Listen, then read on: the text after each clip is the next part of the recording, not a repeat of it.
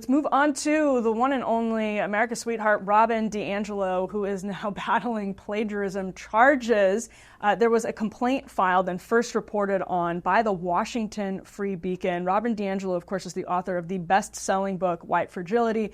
That book, I don't know about the UK flow, but if I was on like a public train or just like on the beach in like the last 5 years, it seemed like every white person had a paperback copy of White Fragility.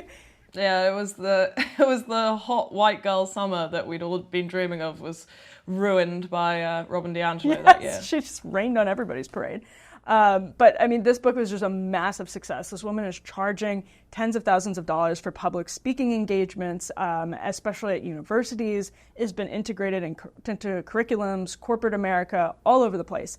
And now, Aaron Sibarium reported for the Free Beacon that there was a complaint filed with DiAngelo's employer. It's the University of Washington that listed 20 examples of alleged plagiarism, and this was from her 2004 doctoral dissertation. So actually from her dissertation, not just some random paper, but her dissertation itself. It's called Whiteness in Racial Dialogue, a Discourse Analysis. Now, Sibarium writes, according to the complaint, DiAngelo frequently lifted materials from secondary sources and passed their summaries and analysis off as her own. She is alleged to have paraphrased full paragraphs of other scholars' work without using quotation marks, as well as lifting whole sentences without paraphrasing. In some cases, she failed to cite the original author in text. Now, here's where the rubber really meets the road for her. Aaron continues to write, 2 of the cases of alleged plagiarism relied on the works of Asian American professors, which is a violation of DiAngelo's credo that one must, and this is a quote, always cite and give credit to the work of BIPOC people who have informed your thinking. That's just incredible flow. She's lifting, if you look at the examples, she's lifting from Asian American authors as a person who says that you must always give credit to other authors, especially for minority communities.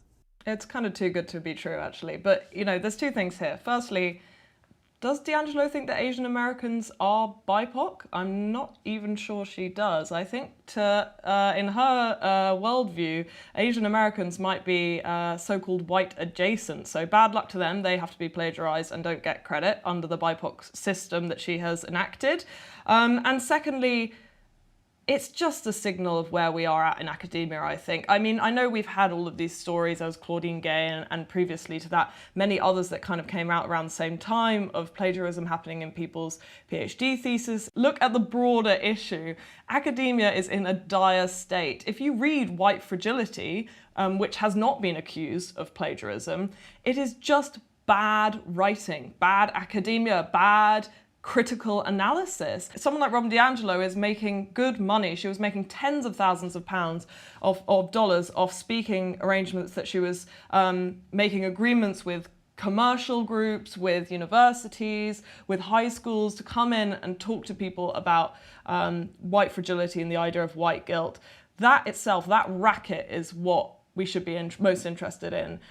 If anything, you know, this plagiarism is the least of her sins. Yeah, well, in academia, yeah, you're right. It's sort of now decades of layered incompetence that has rewarded disproportionately identity over content, over substance. And it's led to a place where somebody like Robin DiAngelo, who is really a sophist, to your point, if you read White Fragility, I mean, the woman actually struggles to explain her own thesis. She struggles, as Aaron points out in this Beacon article, to live by her own thesis because it's so incoherent.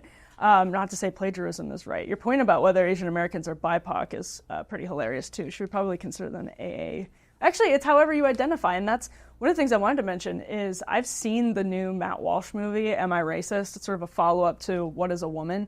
And it's Daily Wire, so it's conservative.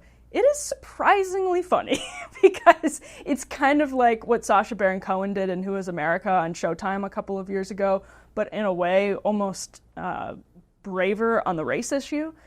Because in that movie, and this is going to be, Walsh has since tweeted after the Beacon report came out to stay tuned to his movie because it's really, really discrediting for DiAngelo. I mean, he confronts her with the weaknesses of her ideas, and all that is to say is Matt Walsh is not an academic. You don't have to be an academic to look at White Fragility and see this lauded, celebrated professor and say, what the hell is this? It doesn't stand up to like the most basic, most sophomoric scrutiny. It's a total house of cards. And I don't know, Flo, part of me when I'm thinking about Tulsi Gabbard and RFK Jr., I think they're reacting in some ways to the house of cards falling down, and it's showing like how counterproductive some of the like elite left's efforts to push people like Robin DiAngelo, to push some less serious ideas because they were rewarding identity over substance.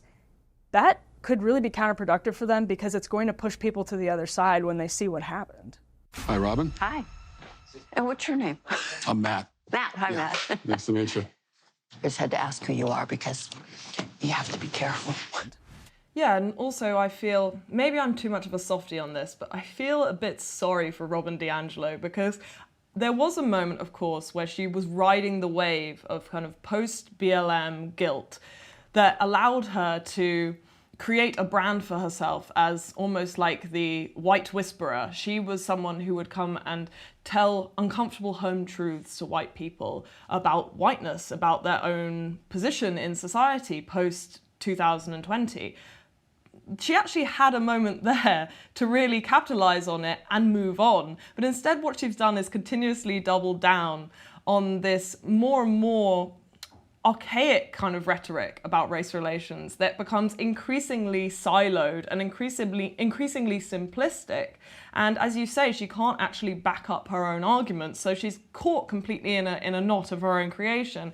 And now she's been brought back into the limelight. I think if she had managed to skulk away and kind of never be heard from again, apart from on a kind of speaking circuit at Wellesley College and Oberlin College, she would have been fine and she would have had a great life. It's just very unfortunate for Robin DiAngelo that she has come back into prominence with Matt Walsh and this recent revelation. So I do feel slightly sorry for her. If you feel sorry for her now, when you see the movie itself, you are going to feel so profoundly sorry for her because it is brutal.